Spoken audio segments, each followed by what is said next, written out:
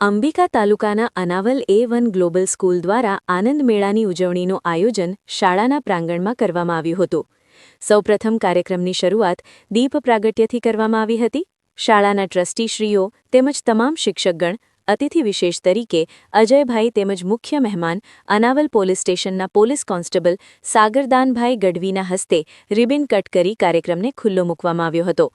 આનંદ મેળામાં ધોરણ 3 થી 9ના 80 વિદ્યાર્થીઓએ અલગ અલગ 37 જેટલા સ્ટોલ જેવા કે સેન્ડવિચ, ઢોકળા, પાણીપુરી, ભેળ, પનેલા, સમોસા, દાબેલી વગેરેના સ્ટોલ લગાવ્યા હતા।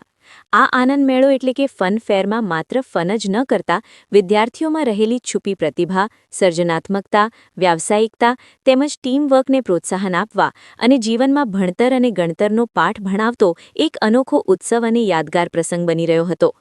આ મેળો મોજ મસ્તી પૂરતો સીમિત ન રહેતા બાળકોમાં નવીન વિચારશૈલી, આત્મવિશ્વાસ, સુઘડ આયોજન શૈલી વિકસાવવાની તક પૂરી પાડી હતી। આનંદ મેળામાં અનાવલ તેમજ આજુબાજુના ગામડાઓમાંથી અંદાજિત 2000ની સંખ્યામાં વાલીશ્રીઓ, વિદ્યાર્થીઓ અને ગામજનોએ ઉત્સાહપૂર્વક આનંદ મેળાની મુલાકાત લઈ ભાગ લેનાર વિદ્યાર્થીઓને પ્રોત્સાહન પૂરું પાડ્યું હતું। શાળાના સમગ્ર શૈક્ષણિક પરિવાર દ્વારા કરવામાં આવેલા આ સુંદર અને સુવ્યવસ્થિત આયોજનની વાલીશ્રીઓએ અને ગામજનોએ મુક્ત કંઠે પ્રશંસા કરી હતી। સમગ્ર શાળા સંકુલ આનંદ અને ઉલ્લાસના વાતાવરણમાં ગુંજી ઉઠ્યું હતું। આજે આપણે અંબિકા તાલુકાની અનાવલ ગામે આવેલી A1 ગ્લોબલ સ્કૂલની અંદર આજે આનંદ મેળાનું આયોજન કરવામાં આવ્યું છે। એમાં બાળકોએ અનેક વાનગીઓની જે આજે સ્ટોલો લગાવવામાં આવ્યા છે। તો આજે ખૂબ ઉત્સાહની અંદર ગામજનો અને વાલીઓ પણ અહીં આ આનંદ મેળાનો લાભ લેવા માટે આવી રહ્યા છે।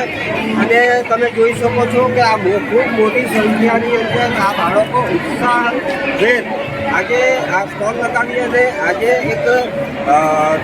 એક માર્ગ એવો અહીંથી એમને મળી રહ્યો છે કે ધંધાકીય રીતે કઈ રીતે આગળ વધવું એક પ્રેરણાદાયક આજે દાખલો અહીં બેસાડવામાં આવી રહ્યો છે।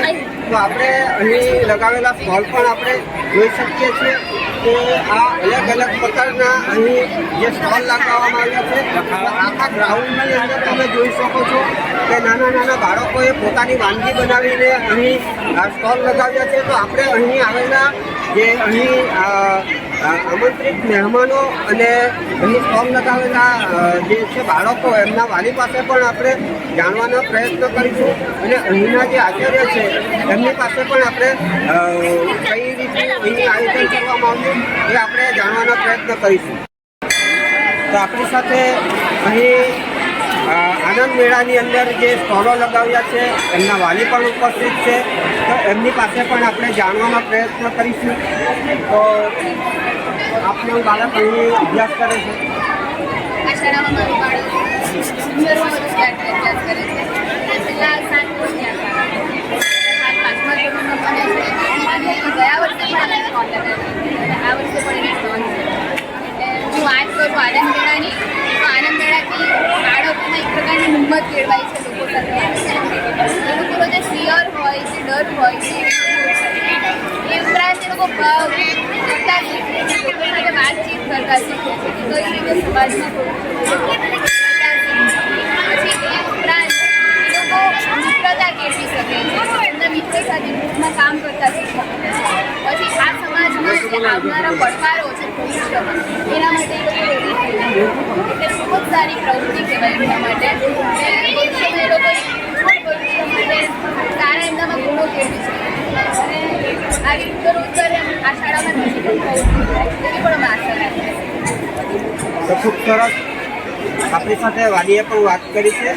આપણી સાથે બીજા પણ અહીંના બાળકોના વાલીઓ ઉપસ્થિત છે એમની પાસે પણ આપણે જાણવાનો પ્રયત્ન કરીશું। આપણા બાળક અહીં શેનો સ્ટોલ લગાવ્યો? મારા બાળકો સ્ટોલ નથી લગાવ્યો પણ મારા બાળકો અહીં અભ્યાસ કરે છે। શાળાની પ્રવૃત્તિઓ ખૂબ જ સરસ હોય છે। આનંદ મેળો એવો અવસર છે કે જ્યાં મતલબ બધા જે વાલીઓ તેમજ એમના જે દીકરાઓ દીકરીઓ છે એ એકબીજા સાથે સમાજ સાથે જોડાવાનો એક અલગ પ્રયત્ન આવવાનું છે અને મતલબ ઇકોનોમિકલ પણ જ્ઞાન મળી રહે છે। માર્કેટિંગ એ બધું બહુ સુંદર રીતે રહી છે. ગયા વર્ષે પણ સ્ટોલ લગાવવામાં આવ્યા હતા અને ત્યાં પણ સુંદર આયોજન થયું છે અને અંદર અંદર પ્રવૃત્તિઓ થતી રહી છે એટલે શાળા ખૂબ જ સરસ છે. આપણી સાથે A1 ગ્લોબલ સ્કૂલના જે આચાર્ય છે, તો આજે આનંદ મેળાનું જે આયોજન કરવામાં આવ્યું છે તો આપણે એની પાસે પણ આપણે જાણવાનો પ્રયત્ન કરીશું. પણ આજના જે આનંદ મેળાનું જે આયોજન કરવામાં આવ્યું છે તો અહીંના જે બાળકોએ કયા કયા પ્રકારની વાનગીઓ બનાવી છે અને એમનો ઉત્સાહ કેવો છે અને એમના વાલીઓનો તમને રિસ્પોન્સ ગામજનોનો રિસ્પોન્સ કેવો મળી રહ્યો છે એ બાબતે આપ શું કહેશો? નવસર્જન એજ્યુકેશન ટ્રસ્ટ સંચાલિત A1 ગ્લોબલ સ્કૂલ અનાવલ તે શ્રેષ્ઠ સંસ્કાર અને શિક્ષણની અંદર અવ્વલ જ છે. હકીકતની અંદર આ અનાવલ વિસ્તારની અંદર એક નામાંકિત સંસ્થા કહેવાય છે કે જે આપણે વિદ્યાર્થીઓના એજ્યુકેશનની અંદર એક ઘણી એજ્યુકેશન અમારા ઉદ્દેશ ટ્રસ્ટી મંડળનો પણ એવો જ હોય છે કે 4 દિવસની અંદર ફક્ત બાળકોને એજ્યુકેશનની સાથે બાળકોની અંદર કંઈક ને કંઈક સ્કિલ પણ ડેવલપ થતી હોય છે. એટલે વારંવાર અમે જૂન મહિનાથી એનું આયોજન કરીને બાળકોને વર્ષ આજે આ એક ફનફેર એટલા માટે અમે બાળકોને રાખ્યું છે કે બાળકો જાતે પોતાના સ્ટોર ઉપર ઊભા રહી અને બાળકો જાતે પોતે આ વેપાર કરી શકે. આવનારા સમયની અંદર બાળકોને એવું લાગે કે હું કંઈક નફો નુકસાનમાં કંઈક શીખી રહ્યો છું અને એને ઉત્સાહ વધે. આજનો આ પ્રોગ્રામની અંદર લગભગ 1,000 જેવા વાલીઓ આજે ઉપસ્થિત રહ્યા છે અને દરેક બાળક તમે જો સ્કૂલ ઉપર એટલા બધા ઉત્સાહિત છે અને ઘણા વાલી તમને એમ કહ્યું કે સાહેબ 3 મહિનામાં આવો પ્રોગ્રામ રાખો જેના કારણે બાળકો કંઈક ને કંઈક એમ શીખી શકે છે. અને વાલીઓને પણ એટલો બધો નિશ્ચય છે કે તમે રાખો આવો પ્રોગ્રામ રાખતા રહ્યો, અમારા બાળકોનું ખૂબ જ ડેવલપ થાય. એટલે આ સંસ્થા આવનારા સમયની અંદર પણ આ ગુજરાતી માધ્યમ અને અંગ્રેજી માધ્યમમાં પણ અમે 1 થી 5 છે તો 8 સુધી અમે આ વર્ષે જઈ રહ્યા છે અને ગુજરાતી માધ્યમમાં પણ ધોરણ 10 સુધી જઈ રહ્યા છે. તો આ કરવાનો હેતુ અમારા ડાયરેક્ટર ધીરજભાઈ, સુપરવાઇઝર ભાવનાબેન, ભાવેશભાઈ, શિક્ષક મિત્રો, ટ્રસ્ટી મિત્રો આ બધાએ ટૂંક જ સમયની અંદર ખૂબ જ સારું એવું આયોજન અને આયોજન થકી ખરેખર આજનો પ્રોગ્રામ ખૂબ જ સફળ રહ્યો છે.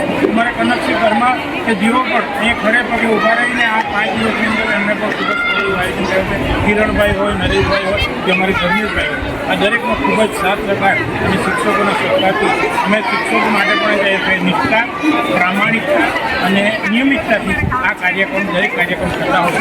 હવે કાર્યક્રમથી બાળકોનો ખૂબ જ વિકાસ થતો રહે છે.